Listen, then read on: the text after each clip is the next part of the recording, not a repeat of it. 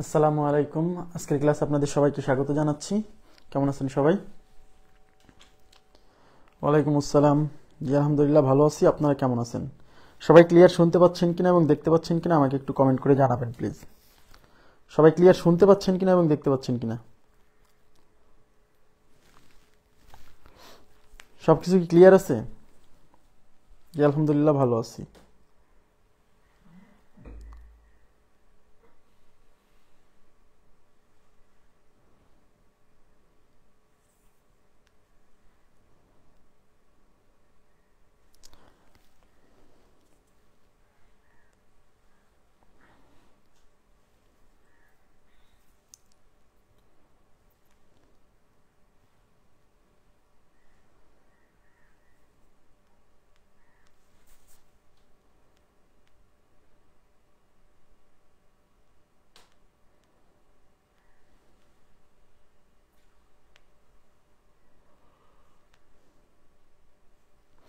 আচ্ছা আচ্ছা ক্লিয়ার বলছেন, থ্যাংক ইউ।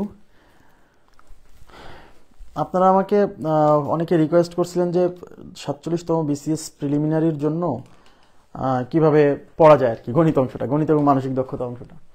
তো আমি আগে একটু বলে নিচ্ছি যে আপনি যদি ভালো নম্বর পেতে চান, ভালো নম্বর বলতে আমি বোঝাচ্ছি মনে করেন যে 13, 14, 15, হ্যাঁ এরকম কোনো নম্বর যদি পেতে চান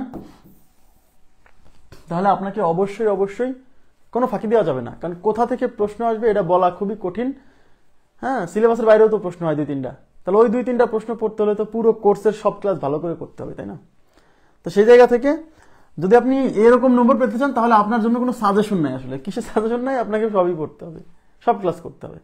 কিন্তু কেউ যদি মনে করে যে ভাই আমি বেশি না, মোটে গণিতে 8 থেকে 10 নম্বর পেতে চাই, হ্যাঁ তাহলে আপনাকে অনেক শর্ট করে দেওয়া যাবে, অনেক শর্ট করে দেওয়া যাবে যে এই চ্যাপ্টারগুলো পড়েন, আপনি 8-10 এমনিই পাবেন, মানে 8-10 কমন পাবেন আমাদের ক্লাস থেকে। হ্যাঁ, কিন্তু ক্লাস করতে হবে, ক্লাস না করার বাইরে যে ভাই ওই 8-10 পেতে হলে কিভাবে ফাঁকি দিয়ে একদম অল্প পড়ে, ব্যাপারটা এরকম না। 8-10 পাবেন খুবই ইজিলি, কিছু চ্যাপ্টার, অল্প কিছু চ্যাপ্টার পড়ে, কথা বুঝছেন? কিন্তু যদি অনেক ভালো করতে চান, 13, 14, 15 এরকম টাইপের নম্বর পেতে চান, তাহলে কোনো সাজেশন নাই, বাদ দেওয়ার সুযোগ নাই, কারণ 2-3টা প্রশ্ন সিলেবাসের বাইরেই আসে। আমি তো আমার ক্লাসে সিলেবাসে যা আছে তাও পড়াইছি, সিলেবাসের বাইরে যা আছে তাও পড়াইছি, বাদ দেয়নি কিছু, কথা বুঝছেন? তো এখন প্রশ্ন হচ্ছে যে এই গণিতে কিভাবে 8-10 নম্বর পাওয়া যায় এবং মানসিক দক্ষতার যে অংশটা সেখানে আপনি কিভাবে 10+ নম্বর পান, এই ব্যাপারটুকু নিয়ে আজকে আমি ক্লাসে আলোচনা করতেছি। এই ক্লাসটা ভালো করে দেখবেন। আচ্ছা, তার আগে আমি একটু আপনাদেরকে কিছু কথা বলবো, সেটা হচ্ছে আপনারা ক্লাস খুঁজে পান না, কোন ক্লাসে কোন ক্লাস কোন গ্রুপে আছে এটা খুঁজে পান না। আচ্ছা, ক্লাস খোঁজার জন্য আমি একটা কথা বলি, ক্লাস খোঁজার জন্য তো মানে আমাকে নকও দেওয়ার দরকার নাই, কাউকেই নক দেওয়ার দরকার নাই, খুবই সহজ, একেবারেই সহজ। যে আপনি মনে করেন যে কোনো একটা গ্রুপে ঢুকে, কোনো একটা গ্রুপে আপনি ক্লাস খুঁজে পাচ্ছেন না, বা আমি কোনো পোস্ট করছি কিনা সেটা খুঁজে পাচ্ছেন না, আজকে কোনো পোস্ট করছি কিনা, আজকে কোনো ক্লাস নিয়েছি কিনা, রিসেন্ট কোনো পোস্ট করছি কিনা, এটা খুঁজে পাচ্ছেন না। এটার জন্য তো আপনি শুধু চলে যাবেন হচ্ছে ফেসবুকে চলে যাবেন। দেখেন একটু তাকাবেন প্লিজ, এই জায়গাটা একটু খেয়াল করেন।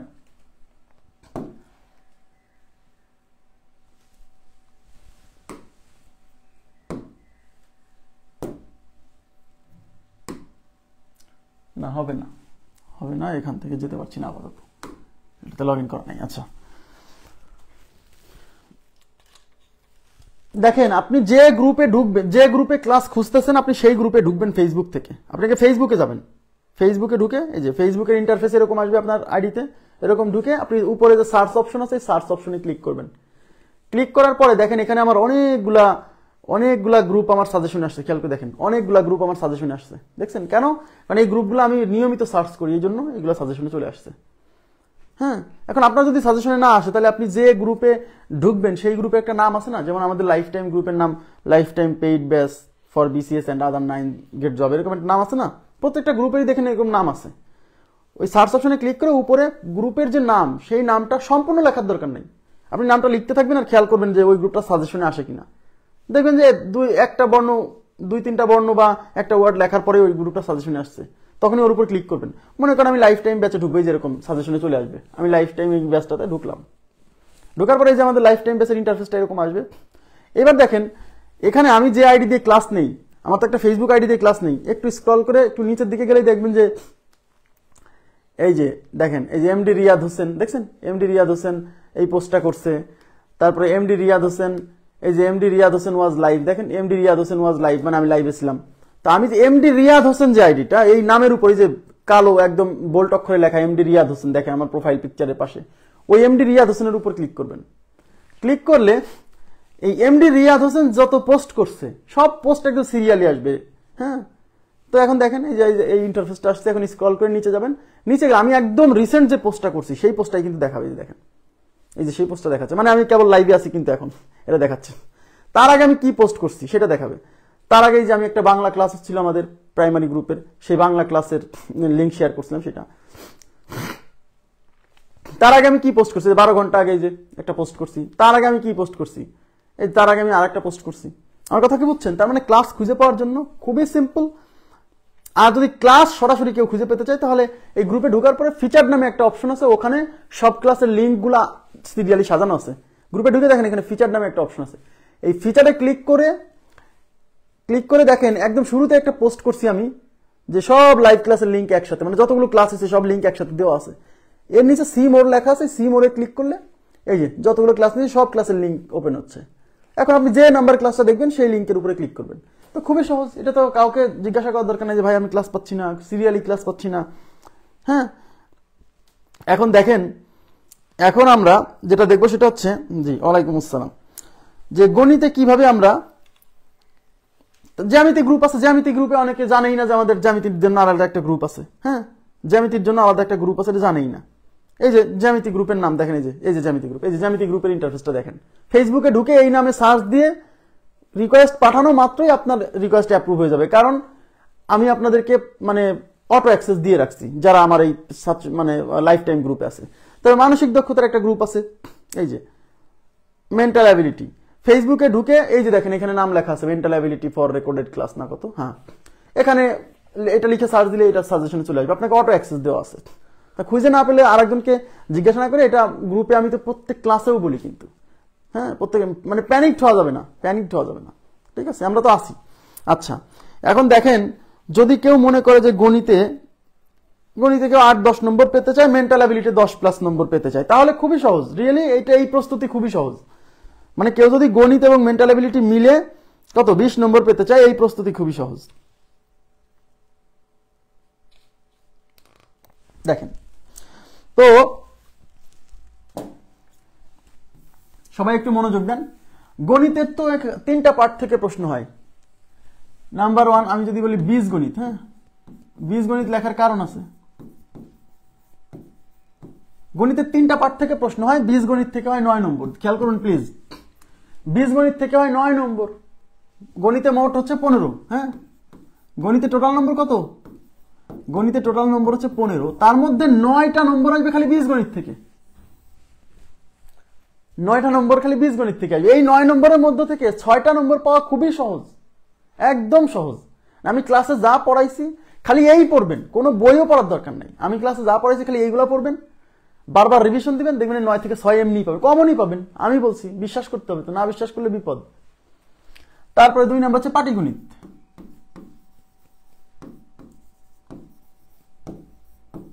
এই পাটিগণিত থেকে আসবে 3 নম্বর। যদিও 3 নম্বর বলবো না, এখান থেকে 3, 4, 5, 6 নম্বরও আসে। বলেন আর বাকিগুলো কোত্থেকে আসবে?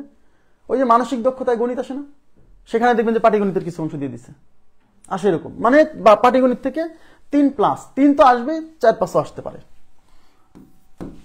6 নম্বর জ্যামিতি, জ্যামিতি পরিমিতি। জ্যামিতি পরিমিতি, ঠিক আছে। ত্রিকোণমিতি থেকে প্রিলিমিনারি থেকে প্রশ্ন আসে না, মানে সিলেবাসে নাই, কিন্তু তারপরও পরীক্ষা আসছে। গত বিসিএস আসছে, তার আগে বিসিএস আসছে। ত্রিকোণমিতি থেকে দেখা গেল যে মাঝে মাঝেই প্রশ্ন দিয়ে দেয়, একদম বেসিক লেভেলের। আমি ক্লাসে যা পড়াইছি ওইটুকু অংশ পড়লেই ত্রিকোণমিতি থেকে যদি প্রশ্ন আসে কমন পড়বে, সমস্যা নেই। আচ্ছা, তাহলে এই যে জ্যামিতি পরিমিতি থেকে আসবে 3 নম্বর। এখন আমাকে বলেন এখানে নম্বর তোলার জায়গা হচ্ছে এই বীজগণিত, কারণ এই বীজগণিত থেকে 9টা নম্বর আসবে। এখন কোন কোন চ্যাপ্টার, বীজগণিতে তো অনেক চ্যাপ্টার আছে, তার মধ্যে কোন কোন চ্যাপ্টার থেকে সব সময় প্রশ্ন আসে, অলওয়েজ বিসিএস আসবেই, মাস্ট, উল্লেখ করা আছে। তো সেই জায়গাগুলো এমন ভাবে পড়তে হবে যেন প্রশ্নটা যদি একটু কঠিনও হয়, জটিল হয়, আপনি যেন সলভ করে আসতে পারেন। কিন্তু আমাদের সমস্যা হচ্ছে যে চ্যাপ্টারগুলো ইম্পর্টেন্ট সেই চ্যাপ্টারগুলোর মধ্যেও খুঁজে বের করি যে ওই চ্যাপ্টারের কোন কোন অঙ্কগুলো ইম্পর্টেন্ট। সমস্যা এই জায়গাতে। আরে ভাইয়া, যে চ্যাপ্টার ইম্পর্টেন্ট, যেখান থেকে সবসময় প্রশ্ন হয়, সেখানে আমি আবার ইম্পর্টেন্ট আনইম্পর্টেন্ট খুঁজছি কেন? সেটাতে এমন ভাবে পড়বো যেন এর মধ্য থেকে প্রশ্ন যেভাবে আসুক বন্দুকের গুলি মিস হয়ে যাবে, কিন্তু প্রশ্ন যেন মিস না হয়, তাই না? বিষয়টা এরকম ভাবেই তো পড়তে হবে। পরিশ্রম ছাড়া তো কোনো ভালো কিছু অর্জন করা যায় না, এটা কোনো মেনে নিতে হবে, এটাই রিয়েলিটি।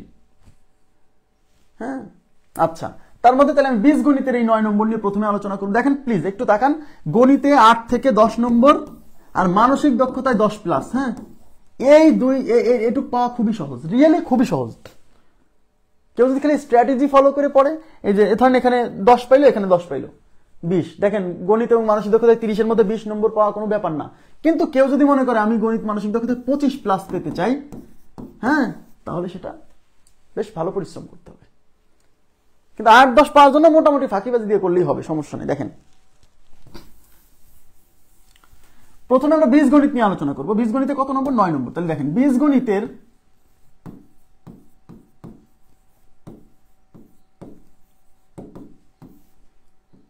বীজগণিতের 9 নম্বরের মধ্যে আমি প্রথম যে অংশটা নিয়ে আলোচনা করব সেটা হচ্ছে সূচক,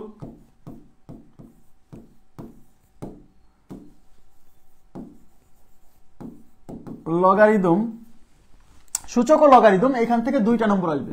2 মানে একটা সূচক থেকে অঙ্ক আসে, একটা লগারিদম থেকে অঙ্ক আসে, 2টা নম্বর। তার মানে এই 2টা চ্যাপ্টার থেকে এখন পর্যন্ত প্রশ্ন আসেনি, এরকম ঘটনা ঘটেনি। তাহলে আমি কি করব?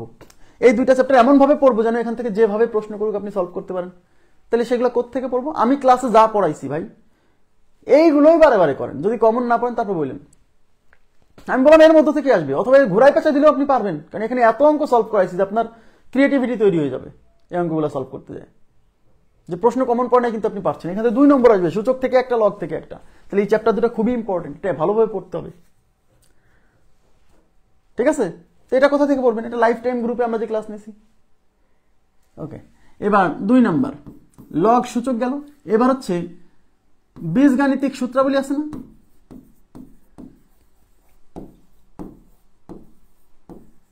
বীজগাণিতিক সূত্রাবলী মান নির্ণয় আছে না, তারপর অসমতা আছে না, অসমতা,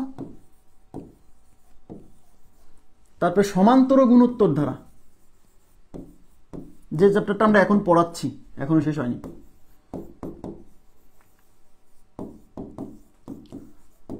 এখানে কয়টা চ্যাপ্টার লিখছি? 3টা। বীজগাণিতিক সূত্রাবলী, অসমতা, সমান্তর গুণোত্তর ধারা। এখান থেকে 3 নম্বর আসবে, এখান থেকে 3 নম্বর, 3টা নম্বর। এই অসমতা চ্যাপ্টার থেকে এমনও বিসিএস হয়েছে যে 2টা প্রশ্ন আসছে, এমন হয়েছে। এই রিসেন্ট গত বিসিএস এর আগের বিসিএস মনে হয় অসমতা থেকে 2টা না 3টা প্রশ্ন আসছিল, এমন হয়েছে, ইম্পর্টেন্ট। তাহলে বীজগাণিতিক সূত্রাবলী, অসমতা, সমান্তর গুণোত্তর ধারা, এখান থেকে 3 নম্বর, ঠিক আছে? তাহলে এগুলো কোত্থেকে পড়বেন? আমাদের ক্লাস পড়বেন, আমাদের ক্লাসে যা পড়াইছি সেটা বারে বারে পড়বেন, এর বাইরে পড়ার দরকার নেই। আমি আবারও বলি, বারে বারে বলি যে একই জিনিস বারে বারে পড়তে হয়। 10-15টা বই কিনে এটা থেকে একটু, ওইটা থেকে একটু, এভাবে পড়তে হয় না ভাই। যেখান থেকে পড়তে হয় একই জিনিস বারে বারে পড়তে হয়, পড়তে পড়তে একসময় মুখস্থ হয়ে যায়। আর আমাদের সমস্যা হলো বই কিনবো 10টা, এখান থেকে 5 পাতা পড়বো, এখান থেকে 2 পাতা পড়বো, কোনোটাই ভালো হবে না। কি দরকার ভাই? আচ্ছা, নেক্সট। তারপর 3 নাম্বার হচ্ছে বিন্যাস ও সমাবেশ। বিন্যাস, সমাবেশ,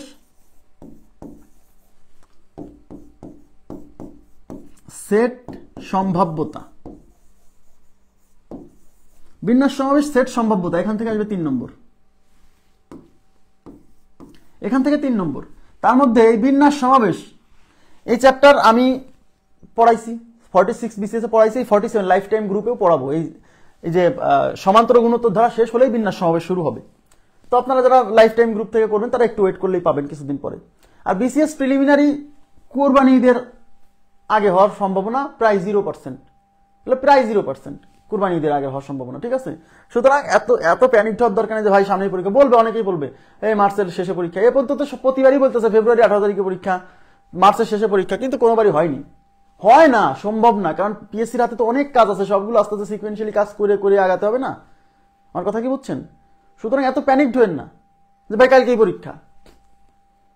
দেশের পরিস্থিতিতে এখন বিবেচনায় পরীক্ষা কোনোভাবেই কুরবানি ঈদের আগে, আমি তো জুনের আগে পরীক্ষা দেখতে পাচ্ছি না, আমি দেখতে পাচ্ছি না, এখন অন্যরা দেখতে পাচ্ছে কিভাবে আমি জানি না, ঠিক আছে? সুতরাং ধীরে সুস্থে প্রস্তুতি নিতে হবে। তাড়াহুড়ো করলেই বিপদ। অনেকে দেখা গেল যে একটা লাইভ এমসিকিউতে একটা প্যাকেজ নিছে, ওর প্রস্তুতিই নাই, ও নিজে প্রস্তুতিই নেই লাইভ এমসিকিউ প্যাকেজ নিয়ে পরীক্ষা দিচ্ছে, পরীক্ষা ভালো হচ্ছে না। ওরা একটা পরীক্ষার আগে যে সিলেবাস দেয়, ওই সিলেবাসকে ওই সময়ের মধ্যে শেষ করা সম্ভব যদি তার আগে থেকে প্রস্তুতি না নেওয়া থাকে? তো সহজ কথাটা বোঝেন না। আগে নিজেকে সুন্দর করে প্রস্তুত করতে হবে। যুদ্ধে যাওয়ার আগে প্রস্তুতি নিতে হয়, না হলে তো যুদ্ধে যাইই মারা পড়বেন। যুদ্ধে যাওয়ার আগে পর্যাপ্ত পরিমাণ প্রস্তুতি নিতে হয়। তো আপনি যুদ্ধে যাচ্ছেন, প্রস্তুতি নেই, তাহলে কি হবে? যাই প্রথমে ফ্রন্ট লাইনে দাঁড়ানোর সাথে আপনাকে একদম আপনার জীবনটা নিয়ে নিবে। আমার কথা বুঝছেন? তো এক্সাম ব্যাস লাইভ এমসিকিউতে দেন, আমি তো ভালো, ওরা ভালো, অ্যাপটা রিয়েলি ভালো, কিন্তু আপনার তো আগে একটা সুন্দর প্রস্তুতি নেওয়ার পরে দিতে হবে পরীক্ষা। আপনি সুন্দরভাবে প্রস্তুত, এবার ওরা সিলেবাস দিবে, ওই সিলেবাসটা আগেই আপনি শেষ করছেন, এবার পরীক্ষার আগে ওই সিলেবাসটা আবার রিভিশন দিবেন, পরীক্ষা দিবেন, তখন আপনার ফাইন্ডিংস আউট হবে যে আমার এত সুন্দর করে পড়ার পরেও কোথায় কোথায় আমি কম নম্বর পেতেছি, সেই জায়গাগুলো আবার আপনাকে টাইম দিতে হবে। তা না করে কি করতেছে, ওর প্রস্তুতির শুরুতেই যেতেছে লাইভ এমসিকিউতে একটা পরীক্ষা দিবে, তাই একটা প্যাকেজ কিনতেছে। আগে তো প্রস্তুতি নিয়ে তারপর ওখানে যাইতে হবে, তাই না? এবার দেখেন, তাহলে বিন্যাস সমাবেশ, এটা আমি ক্লাস নেব, এই যে সমান্তর গুণোত্তর ধারা শিশুলি। আর যাদের ইমার্জেন্সি দরকার তারা ওই যে 46 বিসিএস এর যে সকল ক্লাস, 46 বিসিএস এ ঢুকলে বিন্যাস সমাবেশের ক্লাস পাবে। সেট এখান থেকে 1 নম্বর আসবে, বিন্যাস সমাবেশ থেকে 1 নম্বর, সেট থেকে 1 নম্বর, ঠিক আছে? এই বিন্যাস সমাবেশ আমি যত ক্লাস নিছি 41 বিসিএস এ পড়াইছিলাম প্রথম। 41 বিসিএস থেকে এখন পর্যন্ত যত প্রিলিমিনারি হয়েছে, যত লিখিত হয়েছে, আমার ক্লাসের বাইরে এখন পর্যন্ত কোনো প্রশ্ন আসেনি বিন্যাস সমাবেশ থেকে। তাহলে আপনি, হ্যাঁ বেশি ক্লাস, কিন্তু এটা তো একটা নিশ্চিত জায়গা যেখান থেকে 1 নম্বর কমন পড়বে, যে জায়গাতে বেশিরভাগ মানুষের সমস্যা, নম্বর এখান থেকে ক্যারি করতে পারে না বেশিরভাগ মানুষ, সেখানে আমি বলতেছি কমন পড়বে আমার ক্লাস থেকে, শিওর দিচ্ছি। তারপরেও পড়তেছে না অনেকে, বলে এত ক্লাস পড়তে হবে ভাই। আপনি নামছেন প্রতিযোগিতায়, আপনি তো পাশ করার পরীক্ষায় নামেন নাই, আপনি নামছেন যেখানে মানে সিলেক্ট করে বেস্টদেরকে নেওয়া হবে, তাহলে বেস্ট অফ বেস্ট হতে হবে, মানে বেস্ট সেরাদের মধ্যে থাকতে হবে। তাহলে আপনি সাজেশন অনুসারে পড়লে হবে? যে টপিক ইম্পর্টেন্ট সেটা এমন ভাবে পড়তে হবে যে পাতাল থেকে যদি প্রশ্ন তুলে এনে দেয় তাও যেন আপনার কমন পড়ে, এমন ভাবেই পড়তে হবে। এটাই নিয়ম। যারা সফল হয়েছে সবার কাছে শোনেন তো, কেউ মানে শর্টকাটে সফলতা পাইছে কিনা? যদি বলেও যে আমি শর্টকাট অল্প স্বল্প পড়ে, মিথ্যা কথা বলছে।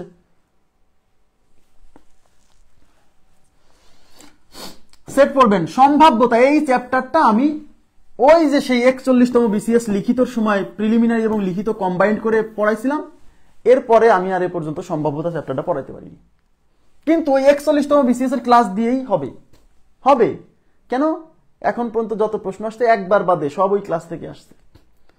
তো কেউ যদি মনে করেন যে আমার এই 41তম বিসিএস এর সম্ভাব্যতার ক্লাসগুলোতে অ্যাক্সেস নেবেন, আমাকে মেসেঞ্জারে নক দেওয়া মাত্রই আপনাকে এই সম্ভাব্যতার ক্লাস দিয়ে দেওয়া হবে, প্রথম কথা। আর দ্বিতীয় কথা হচ্ছে এই সম্ভাব্যতা আমি এবার পড়াবো।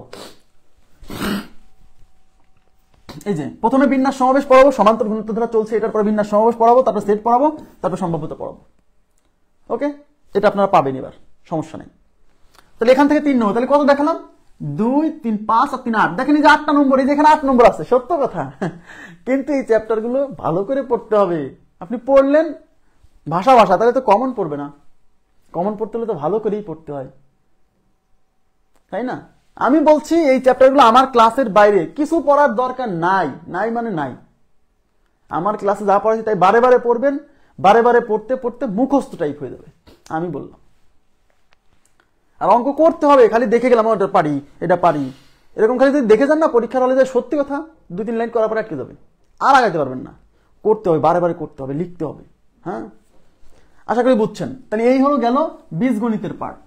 এই পার্টটুক পড়লে আপনি কত পাবেন দেখেন তো? 8 নম্বর কমন পড়বে। আমি বললাম কমন পড়বে, আমার ক্লাস থেকে কমন পড়বে, আমি তাও বলে দিচ্ছি। কিন্তু তাও আপনি পড়বেন না, অনেকে আছে তাও পড়বে না, দেখাই দেওয়ার পরেও পড়বে না, যে 8টা নম্বর, 15-এর মধ্যে 8 নম্বর এখানে আছে, 8টা চ্যাপ্টার। এটুকু পড়তে হবে না, কষ্ট করতে হবে না, নম্বর পাবেন, কষ্ট করবেন না, তাই হয়? আচ্ছা, এর বাইরেও বীজগণিত আর কি আছে দেখেন। এর বাইরেও বীজগণিতে কিন্তু আরো কিছু চ্যাপ্টার আছে। সরল সমীকরণ, হ্যাঁ এটা খুবই সহজ একটা চ্যাপ্টার, এখান থেকে মাঝে মাঝেই প্রশ্ন হয়। তার পাশে দ্বিঘাত সমীকরণ, এই সরল সমীকরণ, দ্বিঘাত সমীকরণ, এখান থেকে 1 নম্বর আসার সম্ভাবনা অনেক বেশি। সরল সমীকরণ এবং দ্বিঘাত সমীকরণ। সরল সমীকরণ দেখবেন যে দুইটা ইকুয়েশন দেওয়া থাকে XY রিলেটেড, এবং ওখান থেকে সমাধান করে XY এর মান বের করতে বলে, সেরকম অঙ্ক আসছে অনেকবার এই সরল সমীকরণ থেকে। দ্বিঘাত সমীকরণ মূলের প্রকৃতি থেকে প্রশ্ন আসে, দ্বিঘাত সমীকরণ থেকে মূলত মূলের প্রকৃতি নির্ণয় থেকে প্রশ্ন আসে। হ্যাঁ, যে একটা সমীকরণ দিয়ে বলে এই সমীকরণের মূলগুলো কেমন হবে, বাস্তব নাকি জটিল, আমি পড়াইছি সবই। তো এই দুইটা চ্যাপ্টার যদি কেউ মনে করেন যে সহজ চ্যাপ্টার, তো পড়লে পরে এখান থেকে আরো একটা নম্বর পেয়ে যাবেন। আরো কিছু বীজগণিতের চ্যাপ্টার আছে না, ইয়েস, আরো কিছু বীজগণিতের চ্যাপ্টার আছে, সেটা হচ্ছে উৎপাদকে বিশ্লেষণ, বহুপদী উৎপাদকে বিশ্লেষণ।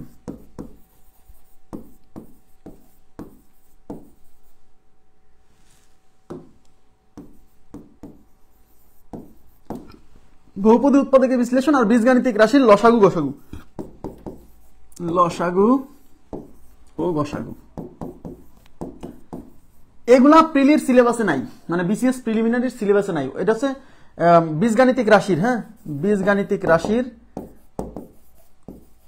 রাশির লসাগু গসাগু, এগুলা প্রিলিমিনারি সিলেবাসে নাই। কিন্তু যেমন উৎপাদকে বিশ্লেষণটা প্রাইমারিতে প্রত্যেকবার একটা করে প্রশ্ন দেয়, বীজগাণিতিক রাশির লসাগু গসাগু এখান থেকেও প্রাইমারিতে প্রত্যেকবার একটা প্রশ্ন দেয়, মানে প্রাইমারির জন্য দুটো আবার হট টপিক, মানে এখান থেকে পরীক্ষার প্রশ্ন আসবেই মাস্ট। হ্যাঁ, বিসিএস পরীক্ষায় মাঝে মাঝে আসে, তো এগুলো বাদ দেন, আপনি যে এইটুক পড়েন, তাই না? বিসিএস বা অন্যান্য পরীক্ষার জন্য এটা কিন্তু খুব ইম্পর্টেন্ট, বিসিএস পরীক্ষাতেও আসে। এই যে এটা উৎপাদক 44 না 45 বিসিএস আসছিল সংখ্যা সহগের লসাগু না গসাগু, যেন সংখ্যা সহগের গসাগু, ঠিক আছে? অনেকে ভুল করছে, অনেকে সংখ্যা সহগ নাম অনেকে পুরোটাই বের করে দিয়ে চলে আসছে। আচ্ছা দেখেন, ক্লাসে দেখাইছি, এটা পড়ানো হয়ে গেছে এগুলো চ্যাপ্টার। তাহলে বীজগণিতের আলোচনা এখানেই সমাপ্ত। এখন এই ক্লাসগুলো কোত্থেকে করবেন? এই ক্লাসগুলো এই যে দেখেন, এই যে টুক, এটা আমাদের লাইফ টাইম ব্যাচে এই ক্লাস অ্যাভেলেবল করবেন। এই যে লাইফ টাইম ব্যাচে এই ক্লাস অ্যাভেলেবল, লাইফ টাইম ব্যাচে এই বিন্যাস সমাবেশ সেট সম্ভবত এখনো অ্যাভেলেবল না, বাট 1.5 থেকে 2 মাসের মধ্যে এই 3টা টপিক অ্যাভেলেবল হয়ে যাবে। যদি কাউ মনে করে না আমার এখনই দরকার, তাহলে তাকে 46 বিসিএস এর যে গ্রুপটা আছে, 46 বিসিএস এর যে গ্রুপটা আছে, সেখান থেকে এই ক্লাসগুলো করে নিতে হবে। ওকে, আমাদের যে বই আছে, আমাদের যে লেকচার বুক আছে, সেই লেকচার বুকের সাথে এই চ্যাপ্টারগুলো প্রায় হুবহু মিলে যাবে, কিছু মানে 46 গ্রুপে। আর আমি যখন করাবো তখন তো হুবহু বই থেকেই করাবো। একটু ক্লিয়ার? এখন আমি চলে যাবো পাটিগণিত।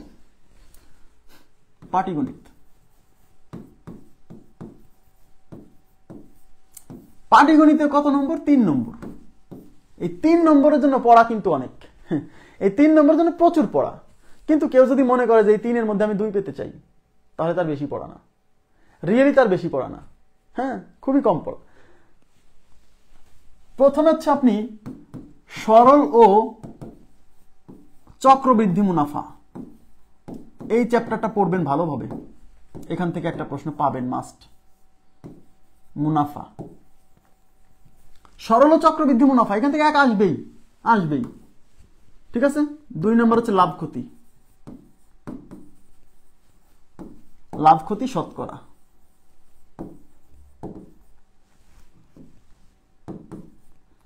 এখান থেকে 1 নম্বর আসবে, 2 আসতে পারে, ইভেন এই 3টার মধ্যে থেকে 3 কমন পড়ে গেছে, এরকম ঘটনা ঘটতে পারে।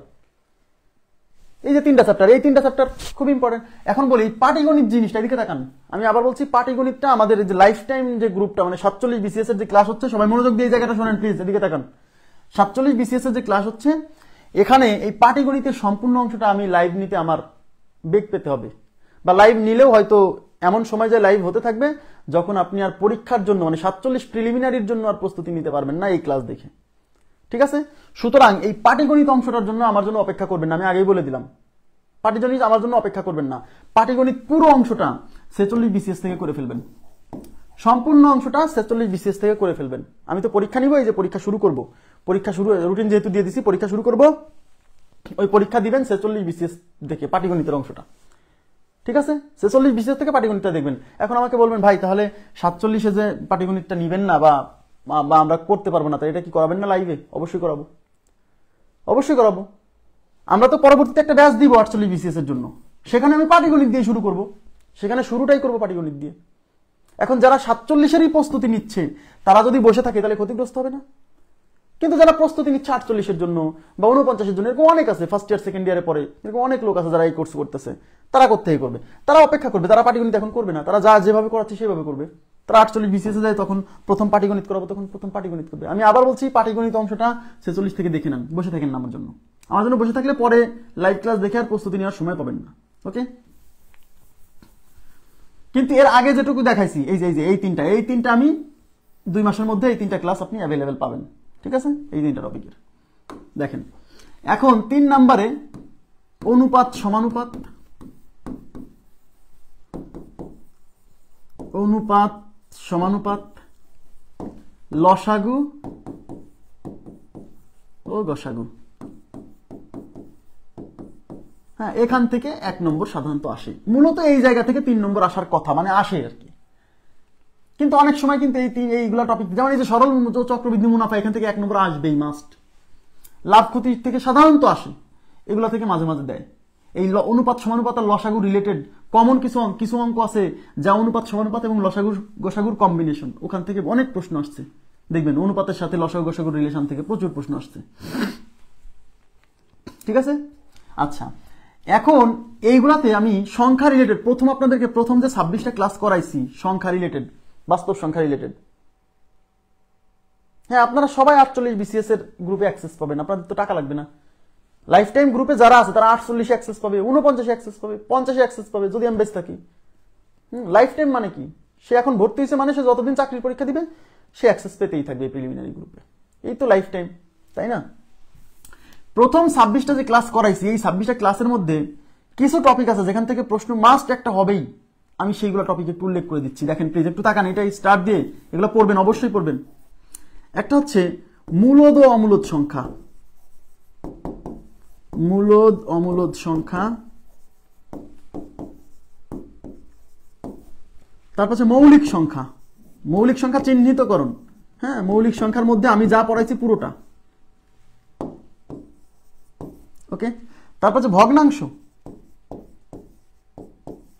এই ভগ্নাংশের মধ্যে কিন্তু অনেক পড়া আছে, তার মধ্যে সব না। ভগ্নাংশের ছোট বড় নির্ণয়, ছোট বড় নির্ণয়, ভগ্নাংশের গুণ ভাগ,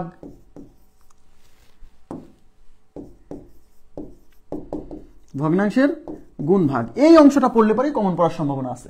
এই যে 3টা জিনিস লিখে দিলাম, হ্যাঁ খুবই ইম্পর্টেন্ট, এখান থেকে মাঝে মাঝেই প্রশ্ন আসে, এই 3টা টপিক বাদ দিবেন না। এই যে পাটিগণিতে যা আমি লিখে দিলাম এইটুক পড়লে আপনি, আমি আশা করছি এইগুলোর মধ্যে থেকে 3টা নম্বর পাবেন, আমি আশা করছি। বেশি জায়গা তো না, জায়গা তো খুবই কম, এর বাইরে অনেক টপিক আছে যেগুলো আমি পরীক্ষার জন্য বিসিএস এর সিলেবাসে নাই, তো ওখান থেকেও প্রশ্ন মাঝে মাঝে হয় 2-1টা। এখন ওই 2-1টা প্রশ্নের জন্য কি আমি পুরো জায়গা ঘাটাঘাটি করব যে সাজেশন অনুসারে পড়তে চাচ্ছে? কিন্তু যে 15তে 15, 15 আউট অফ 15, 15তে 15 পেতে চায়, তাকে তো ভাই কিছুই বাদ দেওয়া যাবে না, সিলেবাসে কি আছে না আছে ওসব দেখা যাবে না, গণিতের মধ্যে আছে কিনা।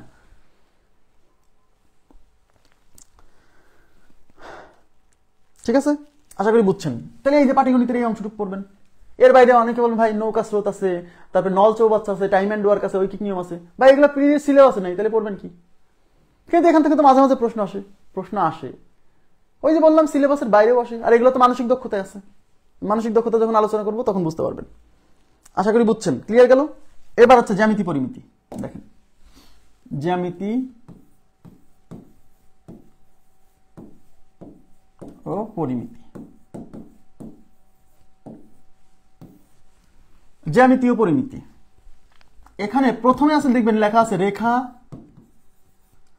কোণ, ত্রিভুজ। হ্যাঁ, এইখান থেকে 1টা নম্বর পাবেন মাস্ট, 1 বা 2, 1 বা 2। তার মধ্যে রেখা আর কোণ, এখান থেকে একটা প্রশ্ন আসে, রেখা আর কোণ। এই রেখা আর কোণের মধ্যে একটা হট টপিক আছে দেখবেন, সেটা কি জানেন? সেটা হচ্ছে সম্পূরক কোণ। সম্পূরক কোণ মানে বিসিএস এ যতবার প্রশ্ন হয়েছে রেখা কোণ থেকে, তার মধ্যে এই 2টা টপিক থেকে সবচেয়ে বেশি বার আসছে, পূরক সম্পূরক কোণ। হ্যাঁ, পূরক সম্পূরক কোণ এই রেখা কোণের মধ্যে থেকে। এই পূরক কোণ আর সম্পূরক কোণ এটা ভালো, এমন ভালো মানে সোজা কথা আমি ক্লাসে যা পড়াইছি সেটুকুই পড়েন, পূরক সম্পূরক। হ্যাঁ, এর মধ্যে আরো কিছু কোণ আছে না, এই বিভিন্ন কোণ, প্রবৃদ্ধ কোণ, তার মানে কোণের যে প্রকারভেদগুলো আছে সেগুলো একটু ভালো করে পড়েন। এই পূরক সম্পূরক তো কোণের প্রকারভেদের মধ্যে। হ্যাঁ, তার মধ্যে কিছু কোণ আছে না যে আপনার কোণের সাইজের পরিমাণ, মানের পরিমাণের উপর ভিত্তি করে আমি কোণের কিছু মানে ক্লাসিফিকেশন দেখাইছি না, সেগুলো পড়বেন। সাথে এই পূরক সম্পূরকটা ভালো করে পড়বেন, গাণিতিক সমস্যা এখান থেকে আসার সম্ভাবনা অনেক বেশি। ত্রিভুজ, এই ত্রিভুজের তো প্রচুর পড়া, ত্রিভুজেই তো মনে হয় ক্লাস নিছি মনে হয় 20টার মতো, 15+ ক্লাস মনে হয় ত্রিভুজেই হয়েছে, তাই না? এই ত্রিভুজের তাহলে কোথায় পড়বেন আমি বলে দিচ্ছি।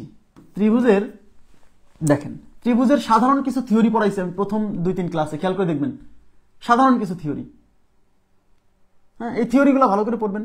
হ্যাঁ, প্রথম 2-3টা ক্লাস। আর এখান থেকে পড়বেন হচ্ছে পিথাগোরাসের উপপাদ্য ও সমকোণী ত্রিভুজ রিলেটেড যা আছে। পিথাগোরাস অনেকবার আসছে, পিথাগোরাস উপপাদ্য ও সমকোণী ত্রিভুজ।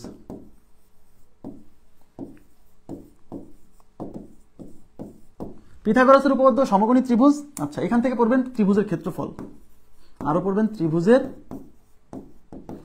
ক্ষেত্রফল রিলেটেড যে গাণিতিক সমস্যাগুলো আছে। হ্যাঁ, ত্রিভুজের ক্ষেত্রফল রিলেটেড যে গাণিতিক সমস্যা আছে সেগুলা। আর ত্রিভুজের জেনারেল যে থিওরিগুলো আমি প্রথমে পড়াইছি, এবং মাঝে মাঝেও কিন্তু দেখবেন আমার বইয়েও কিন্তু লেকচার বুকেও কিন্তু কিছু থিওরি লেখা আছে, যেগুলো থিওরির ব্যাখ্যা আমি ক্লাসে দিছি। ওই যে থিওরিগুলো পয়েন্ট দিয়ে দিয়ে লেখা আছে না, আমি একটু দেখাই দিচ্ছি। ওইগুলা থেকে কিন্তু পরীক্ষায় প্রচুর প্রশ্ন আসছে, আমি দেখাই দিচ্ছি।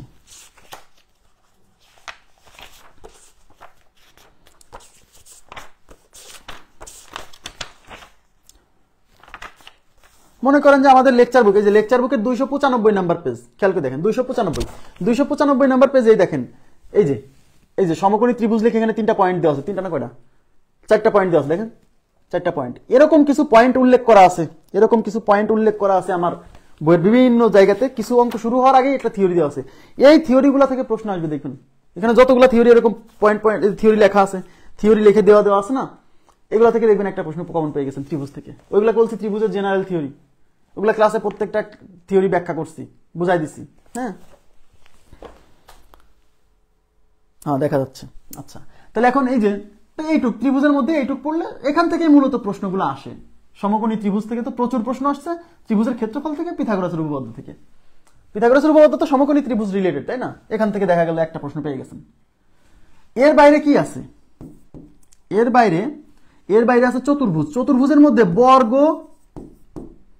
রম্বস। হ্যাঁ, এই বর্গ আর রম্বস যদি কেউ ভালো করে পড়ে যায় তাহলে তার কমন পড়ার সম্ভাবনা হচ্ছে মোটামুটি 90%। কারণ এখন পর্যন্ত যত প্রশ্ন আসছে বর্গ রম্বস থেকে বেশি আসছে। বর্গ আর রম্বস, এই বর্গ রম্বস থেকে আসারও কারণ আছে, কারণ বর্গ আর রম্বসের এই কর্ণদ্বয় পরস্পরকে লম্বভাবে ছেদ করে, মানে ভিতরে সমকোণী ত্রিভুজ সৃষ্টি হয়। ওই সমকোণী ত্রিভুজের সাথে রিলেটেড, ওইটার সাথে মিলাই দিছে। রম্বসের কর্ণদ্বয় পরস্পরকে লম্বভাবে ছেদ করে, মানে এই কোণগুলো 90 ডিগ্রি। এই জন্য বর্গ রম্বস থেকে পরীক্ষায় প্রচুর প্রশ্ন আসছে। এই বর্গ আর রম্বসটা ভালো করে পড়বেন, মানে আমি যা পড়াইছি কিছু বাদ দিবেন না বর্গ রম্বস থেকে। এর বাইরে চতুর্ভুজের কি আছে? এর বাইরে চতুর্ভুজের আছে আয়তক্ষেত্র আছে, আসতেই পারি, আয়তক্ষেত্রও পড়ে নেবেন। আয়তক্ষেত্রের জেনারেল থিওরি, মানে কর্ণগুলো, কর্ণ, পরিসীমা, ক্ষেত্রফল, এই বিষয়গুলো অন্তত পড়েন। হ্যাঁ, তারপরে আছে ট্রাপিজিয়াম, সামান্তরিক। ট্রাপিজিয়াম থেকেও প্রশ্ন মাঝে মাঝে আসে। এখন কি যে আসবে তা তো বলা সম্ভব না, এই জন্য যেটা বাদ দিবেন ট্রাপিজিয়াম, সামান্তরিক, এর জেনারেল অংশটুকু পড়েন অন্তত। ক্ষেত্রফলটা কি, ট্রাপিজিয়ামের ক্ষেত্রফল নির্ণয় সূত্র কি, দেখা গেল একেবারে সহজ একটা অঙ্ক আসছে, তখন না পারলে খারাপ লাগবে। কথা কি বুঝছেন? আচ্ছা, গেল। তারপর আছে ঘনজ্যামিতি। ঘনজ্যামিতি, আমাদের জ্যামিতি ক্লাস শেষ হয়ে যাবে আর 6-7টা ক্লাস নিলে, না 6-7 না, আর 9টা ক্লাস নিলে জ্যামিতি ক্লাস শেষ হয়ে যাবে। ঘনজ্যামিতি, হ্যাঁ, ঘনজ্যামিতির কি বৃত্ত আছে, বৃত্ত থেকেও, মানে এখানে তো মোট 3 নম্বর, কিন্তু এখানে টপিক এত, মানে সিলেক্ট করা খুব কঠিন। তার মধ্যে রেখা কোণ থেকে এক আসবে, এটা শিওর।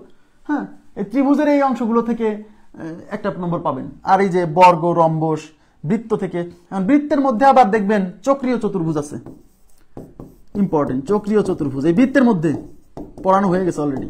তারপর বৃত্তের মধ্যে আছে বৃত্তস্থ কোণ এবং কেন্দ্রস্থ কোণ রিলেটেড গাণিতিক সমস্যা, ইম্পর্টেন্ট। তারপরে স্পর্শক রিলেটেড সমস্যা আছে, ইম্পর্টেন্ট। তাহলে এখানে চক্রীয় চতুর্ভুজ,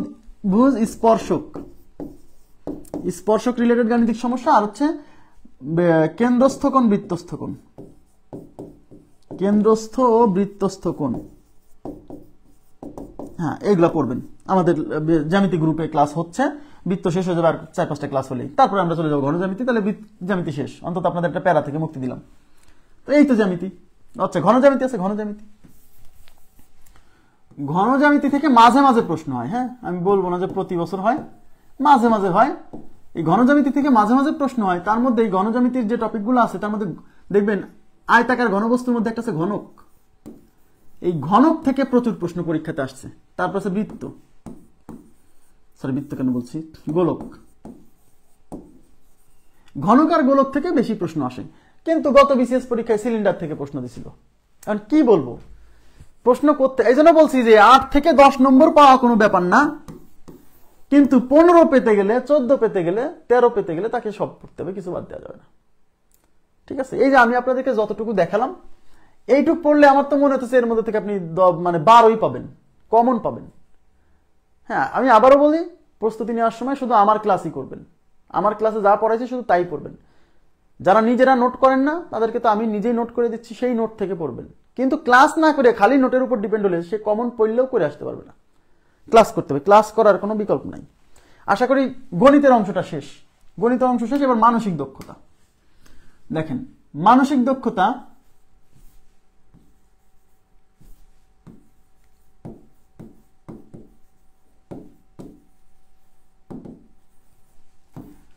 মানসিক দক্ষতায় মোট নম্বর 15। কিন্তু ভাই এই 15-র মধ্যে কিন্তু 15ই গণিত না, বা গণিত রিলেটেড টপিক না।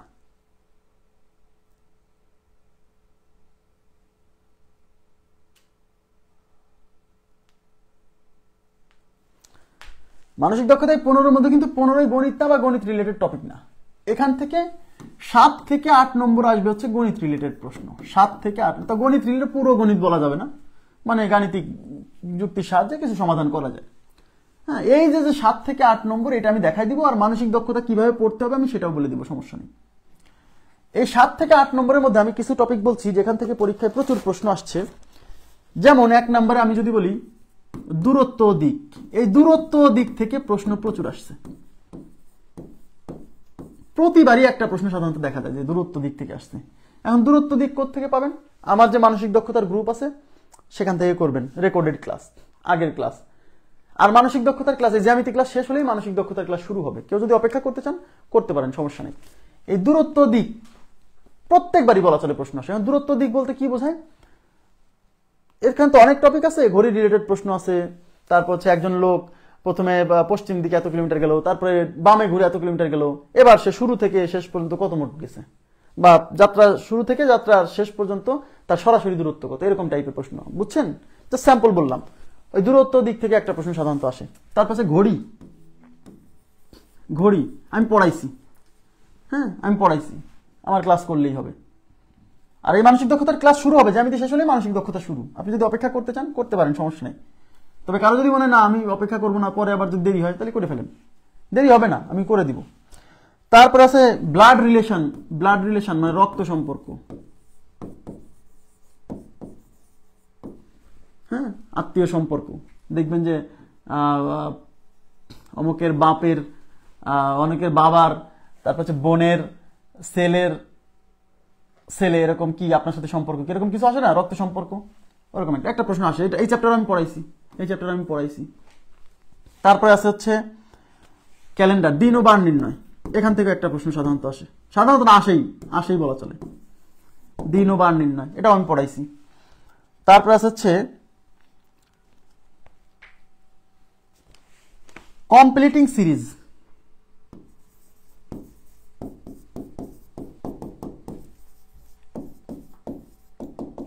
এই কমপ্লিটিং সিরিজ থেকে একটা প্রশ্ন সাধারণত পরীক্ষা আসে। কমপ্লিটিং সিরিজ কি? একটা সংখ্যা, কিছু সংখ্যা দেওয়া থাকে, পরপর বলে পরবর্তী সংখ্যা কত হবে। হ্যাঁ, এটা আমি এখনো এই চ্যাপ্টারটা আমি ওইভাবে পড়াতে পারিনি, ধারার মধ্যে কিছু পড়াই দিয়েছিলাম, তবে এবার আমি কমপ্লিটিং সিরিজটা ভালো করে পড়াই দিব, সমস্যা নেই। আচ্ছা, আর একটা হচ্ছে ত্রিভুজ ও চতুর্ভুজ গণনা, মাঝে মাঝে প্রশ্ন আসে। ত্রিভুজ ও চতুর্ভুজ গণনা মাঝে মাঝে প্রশ্ন আসে এখান থেকে। চতুর্ভুজ,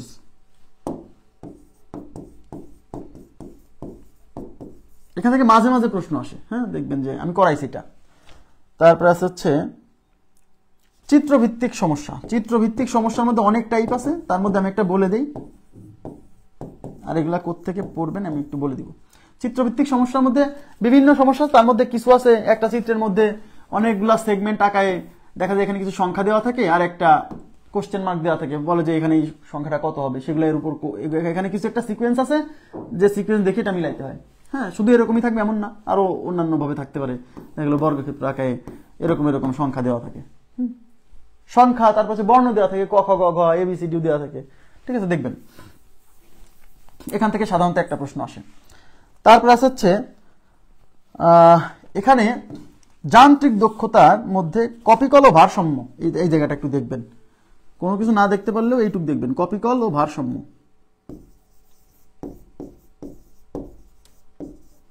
এই ভারসাম্য থেকে তো প্রত্যেকবার প্রশ্ন আমি দেখছি, প্রত্যেকবার ভারসাম্য থেকে প্রত্যেকবার প্রশ্ন আসে। যদি এরকম দেওয়া থাকে না, এরকম একটা লাঠির এই পাশে দেওয়া আছে, মনে করেন যে 5 কেজির একটা ভর দেওয়া আছে, আর এইটুক দূরত্ব দেওয়া আছে 3 মিটার, এইটুক দেওয়া আছে 7 মিটার, বলছে এখানে কত হবে, এরকম। আমি ভারসাম্যের কথা বলছি। হ্যাঁ, এই টাইপের প্রশ্ন পরীক্ষায় আসে প্রচুর, তুমি করাইছি ক্লাসে। তো মানসিক দক্ষতার মধ্যে এইগুলো হচ্ছে ইম্পর্টেন্ট, মানে গণিতের সাথে সম্পর্কিত এবং গণিতের মাধ্যমে সলভ করা যায়। এইগুলা করলে পরে আপনি মোটামুটি একটা ভালো নম্বর পাবেন। এর বাইরে মানসিক দক্ষতায় আরো কিছু প্রশ্ন আসে, যেমন স্পেলিং মানে বাংলা বানান, ইংরেজি বানান। এখন বলবেন ভাই এটা কি মানসিক দক্ষতা, এটা তো ইংরেজি বাংলার মধ্যে দিতে পারতো। কিছু করার নাই, যেহেতু সিলেবাসের মধ্যে আছে আপনাকে ধরে নিতে হবে এটা মানসিক দক্ষতার মধ্যে আসছে। এখন স্পেলিং তো আর আমি পড়াইতে পারবো না, এটা আপনাকে ইংরেজি বাংলার মধ্যেই পড়ে নিতে হবে। তারপরে হচ্ছে আরো কিছু সমস্যা আছে। আবার এমনও কিছু প্রশ্ন আসতে পারে যে প্রশ্ন আপনি জীবনে চোখে দেখেন নাই, মানে জানি না এরকম প্রশ্ন আসতে পারে, আমারও হয়তো আইডিয়া নেই। এমন কিছু প্রশ্ন মাঝে মাঝে আসে। ওই যে বলছি 2-1টা প্রশ্ন নিয়ে টেনশন করা যাবে না। আপনি কখনোই টেনশন করবেন না যে আমাকে 100-তে 100 পেতে হবে। হ্যাঁ, কারণ 100-তে 100 পাওয়ার দরকার নেই। তাহলে যে জিনিসটা পাওয়ার দরকার নাই সেটা পাওয়ার জন্য যদি প্যানিকড হয়ে যান তাহলে তো পরীক্ষা খারাপ হবে। আচ্ছা, হ্যাঁ, নোট দিয়ে দেবো, সব নোট আছে, সব নোট দিয়ে দিব, টেনশন করেন না, নোট পাবেন, কোনো নোটই বাদ যাবে না। আচ্ছা, আর একটা কথা আমি বলে নিই, সেটা হচ্ছে এই মানসিক দক্ষতার যে ব্যাপারটা, এই জায়গাটা আপনি পড়বেন কোত্থেকে। প্রথম কাজ হচ্ছে মানসিক দক্ষতা যদি ভালো করতে চান, আপনার প্রথম কাজ হচ্ছে কি জানেন, এই যে টপিকগুলো লিখে দিলাম, এই টপিকগুলো তো আপনি ভালো করে পড়বেন। এর বাইরেও কিন্তু বাংলা ইংরেজি টাইপের অনেক প্রশ্ন আসে, অন্যান্য টাইপের অনেক প্রশ্ন আছে, যে বলছি না 7-8 আসবে গণিত রিলেটেড। এর বাইরে কিন্তু আরো একটা জিনিস আছে, জায়গা আছে, সেটা হচ্ছে অনেক সময় দেখবেন যে গণিত থেকে কিছু প্রশ্ন এই মানসিক দক্ষতার মধ্যে আসছে। ওই যে বলছি না কিছু চ্যাপ্টার বাদ দিলাম, নৌকা স্রোত, তারপর হচ্ছে আপনার নল চৌবাচ্চা, তারপর হচ্ছে কাজ সময়, তারপর হচ্ছে গতিবেগ, টাইম স্পিড ডিস্টেন্স। হ্যাঁ, এই যে চ্যাপ্টারগুলো বাদ দিস না, এই চ্যাপ্টারগুলো মানসিক দক্ষতার মধ্যে প্রবলেম সলভিং নামে একটা জায়গা আছে, দেখবেন যে লেখা আছে সিলেবাসে প্রবলেম সলভিং। ওই প্রবলেম সলভিং মানে সমস্যা সমাধান, এই সমস্যা সমাধানের মধ্যে এই টপিকগুলো দেওয়া আছে। মানে এখান থেকে একটা প্রশ্ন আসবে, কিন্তু এতগুলো টপিকের মধ্যে থেকে একটা প্রশ্ন আসবে। যদি কারো আগে থেকে পড়া না থাকে, সে যদি এগুলো নতুন করে পড়তে যায় তাহলে বিপদে পড়বে। কিন্তু হয়তো সহজ প্রশ্নই আসে, যার পড়া আছে সে বাদ দিবেন না। আচ্ছা, আরেকটা বিষয় আমি বলে নিই, মানসিক দক্ষতা একদম 47তম বিসিএস পর্যন্ত, 47 তো হয়নি, 46 বিসিএস পর্যন্ত, এতকাল পর্যন্ত যত বিসিএস হয়েছে, 10ম বিসিএস থেকে 46 বিসিএস পর্যন্ত যত প্রিলিমিনারি হয়েছে, সবার মানসিক দক্ষতার অংশটা আপনি পড়বেন। মানে একদম বিগত সালের প্রশ্ন থেকেই তো আপনি অনেকগুলো কমন পাবেন। বিগত সালের প্রশ্ন থেকে মানসিক দক্ষতা অনেক কমন পাবেন বিগত সালের প্রশ্ন পড়লেই। তাহলে 10 বিসিএস থেকে 46 বিসিএস পর্যন্ত যতগুলো প্রিলিমিনারি হয়েছে, সোজা কথা মানসিক দক্ষতার কোনো প্রশ্ন যেন বাদ না যায়। বোঝেন মনে রাখতে হবে। আর 45 বিসিএস পর্যন্ত যত লিখিত পরীক্ষা হয়েছে, এই লিখিত পরীক্ষাও কিন্তু দেখবেন সিলেবাসে 50 নম্বরের মানসিক দক্ষতা থাকে, ওটাও কিন্তু এমসিকিউ টাইপ। লিখিত মানসিক দক্ষতাও কিন্তু এমসিকিউ পরীক্ষা হবে, মানে লিখিত বাট পরীক্ষা হবে এমসিকিউ, 50 নম্বর। আবার বলছি, মানসিক দক্ষতায় ভালো করতে হলে প্রিলিমিনারি এবং লিখিত পরীক্ষায় এখন পর্যন্ত যতগুলো মানসিক দক্ষতার প্রশ্ন আসছে, এইগুলো সব মুখস্থ টাইপের পড়ে ফেলতে হবে। বুঝে পড়েন না বুঝে পড়েন, কিন্তু মনে রাখতে হবে, কারণ এখান থেকে আপনি অনেকগুলো প্রশ্ন কমন পাবেন মানসিক দক্ষতার অংশ থেকে। ঠিক আছে, তো এই হলো আমার আলোচনা। হ্যাঁ, আমি আশা করছি আপনারা যদি এই আজকের আলোচনা ফলো করেন, বা গণিত এবং মানসিক দক্ষতায় 30 না, এই 30-এর মধ্যে থেকে 20+ নম্বর আপনি পাবেন, আমি আশা করছি, যদি এইটা ফলো করেন। তার মধ্যে একটু বলে রাখি, আর যারা হচ্ছে 30-এ ভাই 27-28 পেতে চান, ভাই তাদের কোনো সাজেশন নাই, তারা ওই যা পড়াইছি সব পড়তে হবে, এর কোনো কিছু বাদ দেওয়া যাবে না, সোজা কথা। আমি আবারও বলছি, জোর দিচ্ছি কিন্তু মানসিক দক্ষতার জায়গাটা, মানসিক দক্ষতা আপনাকে অবশ্যই কোনো কিছু বাদ দেওয়া যাবে না। মানে বিগত সালের প্রশ্ন একটাও বাদ দেওয়া যাবে না, একদম প্রিলি এবং লিখিত দুইটাতেই মানসিক দক্ষতা থেকে যত প্রশ্ন আসছে সব সুন্দর করে পড়ে জানা। বললাম ওই বিগত সালের প্রশ্ন থেকে আপনি হয়তো 50% নম্বর কমন পেয়ে যাবেন, 7-8 নম্বর কমন পেয়ে যেতে পারেন। দেখাই দিচ্ছি যে এখান থেকে আসে, কিন্তু আপনাকে শুধু পড়ে নিতে হবে ভাই, পড়ার কাজ তো আর আমি করে দিতে পারবো না। আচ্ছা, এখন এখন আমি একটু বলি আপনাদেরকে, আমি পরীক্ষার রুটিন দিচ্ছি, সবাই মনোযোগ দেন। পরীক্ষা মানে 47 বিসিএস পরীক্ষার জন্য আমি একটা রুটিন দিচ্ছি না, ওই রুটিনে একটা মিস্টেক হয়ে গেছে। সেই মিস্টেকের কারণে পরীক্ষাটা তো একটু পিছানো লাগবেই, আমি রুটিন দিয়ে মানে আবার নোটিশ দিয়ে দিব। আর একটা কথা হচ্ছে 47তম বিসিএস যারা পরীক্ষা দিবে তাদের মধ্যে অনেক বড় একটা অংশ হচ্ছে জাতীয় বিশ্ববিদ্যালয়ের মাস্টার্স পরীক্ষা। তাদের এই যে কয়েকদিন পর থেকে আমাকে অনেকেই নক দিছে যে ভাই আমাদের তো মাস্টার্স পরীক্ষা 16 ফেব্রুয়ারি পর্যন্ত পরীক্ষা, এখন আমরা কি করব, এই পরীক্ষাগুলো তো দিতে হতো। এখন আপনারা যদি মনে করেন যে আমি 16 ফেব্রুয়ারি পর্যন্ত পরীক্ষাটা জাস্ট একটু পিছাই দিয়ে আমি আবার রুটিন দিব, তাহলে আমি রুটিনটা দিয়ে দিব। আর যদি মনে করেন না ভাই যেভাবে আছে নিয়ে থাকেন, যদি সংখ্যাগরিষ্ঠ এরকম হয় তাহলে আমি পরীক্ষাটা কন্টিনিউ করে যাব। তবে রুটিনটা চেঞ্জ হবে, এক জায়গাতে একটা তারিখে ভুল হওয়ার কারণে এই পরিবর্তনটা আমার আনতে হচ্ছে। আমি কালকেই আমি সংসদীয় নোটিশটা দিয়ে দিব, কোনো সমস্যা নেই। এখন আমি আপনাদেরকে একটা কথা বলি, সেটা হচ্ছে সফলতার কোনো শর্টকাট নাই ভাই, পরিশ্রম করে আপনাকে সফল হতে হবে। হ্যাঁ, আর যারা প্রত্যেকটা মনে করেন যে আমি বললাম এই চ্যাপ্টারটা ইম্পর্টেন্ট, এখান থেকে প্রশ্ন আসবেই, তখন সে বললো যে ভাই এই চ্যাপ্টারের মধ্যে কোন কোন অঙ্কটা ইম্পর্টেন্ট, তার জন্য কোনো সাজেশন নাই, তারা আমার কাছে পড়ার দরকারও নাই। কথা কি বুঝছেন? তারা আমার কাছে না পড়ার দরকারই নাই, সে অন্য কোথাও পড়ুক, কারণ এরকম হয় না, এরকম করা যায় না। আর প্রশ্নটা তো আমি করবো না, আমি করলে না হয় বোঝা যেত। হ্যাঁ, মেন্টাল অ্যাবিলিটি রিটেন পার্ট কালেকশনে নাই, এটা আপনি মেন্টাল অ্যাবিলিটির একটা বই কিনবেন, মেন্টাল অ্যাবিলিটির বাজার থেকে একটা বই কিনবেন, মেন্টাল অ্যাবিলিটির উপরই বই আছে অনেক, যে কোনো একটা ওরাকলের বই নিতে পারেন, প্রফেসরসের বই নিতে পারেন, খাইরুলস মেন্টাল অ্যাবিলিটি ওইটাও নিতে পারেন। তবে আমি বলবো ওরাকল প্রফেসরসের একটা নিতে পারেন, ঠিক আছে? ওরাকল বা প্রফেসরসের একটা বই নেন মেন্টাল অ্যাবিলিটির, যেখানে বিগত সালের লিখিত প্রিলি সব প্রশ্ন দেওয়া আছে। তাহলে কালেকশনে নাই, এটা তো বাজারে তো সব কালেকশন করে রাখছে আপনার জন্য, আপনি খালি নিবেন আর পড়বেন। হ্যাঁ, 46 বিসিএস এর ক্লাসগুলো কি লাইফ টাইম ব্যাচ পাবো? হ্যাঁ, 46 বিসিএস এর সব ক্লাসে আপনাদের অ্যাক্সেস থাকবে, যা আপনাদেরকে তো অ্যাক্সেস দেওয়া আছে রে ভাই। পেছালে খুব ভালো হয়, না হলে এক্সামগুলো দিতে পারবো না। আমি সেটাই বলছি, আমাকে অনেকেই নক দিছে যাদের মাস্টার্স পরীক্ষা 16 ফেব্রুয়ারি পর্যন্ত, 16 ফেব্রুয়ারি বলছে ভাই 16 ফেব্রুয়ারি পর্যন্ত পরীক্ষা, এখন আমরা কি করবো? তো আপনারা যদি বলেন আমি একটু পিছাই দিয়ে মানে পরীক্ষাটা যাতে সবাই দিতে পারে, কারণ মূল আমি শোনেন, এখানে যদি এমন হতো যে ভাই আমাদের দ্বিতীয় বর্ষের পরীক্ষা চলতেছে, আমরা পরীক্ষা দিতে পারবো না, আমি তাহলে বলতাম যে আপনি তো দ্বিতীয় বর্ষে পড়েন, আপনি পরীক্ষা এখন না দিলেও চলবে, সমস্যা নেই। কিন্তু ওরা মাস্টার্সের পরীক্ষা দিচ্ছে, তার মানে কিন্তু ওরা অনার্স পাস করে মাস্টার্সের পরীক্ষা দিচ্ছে, দ্যাট মিনস 47 পরীক্ষার্থী কিন্তু সবাই।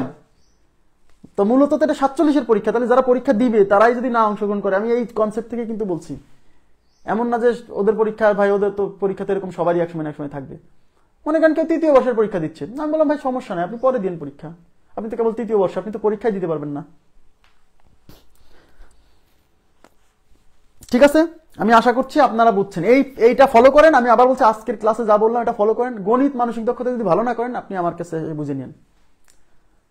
আমি আবারও বলে যাই, ক্লাসে আমি যে টপিক পড়াইছি, ওই আমি যা পড়াইছি সেটাই বারে বারে পড়েন, সেটাই বারে বারে পড়েন, বুঝে বুঝে পড়েন, লজিক বুঝে বুঝে পড়েন, 100 মুখস্থ হয়ে যাবে। কিন্তু 10-15টা বই আছে, কোনোটাই ভালো করে পড়েন না, কাজ হবে না তার। হ্যাঁ, আশা করছি আপনারা। আচ্ছা স্যার, এইগুলা টপিক কি নিবন্ধনের জন্য? এটা তো নিবন্ধনের কথা না ভাই, নিবন্ধনের কথা নিবন্ধনের ব্যাচে হবে, নিবন্ধনের কথা নিবন্ধনের ব্যাচ শুরু হবে যখন তখন। এবার আপনাদেরকে একটা তো গুরুত্বপূর্ণ একটা কথা আমার বলা হয়নি, সেটা হচ্ছে আমাদের এই যে প্রাইমারি এবং নিবন্ধনের জন্য 24 জানুয়ারি থেকে ক্লাস শুরু হচ্ছে।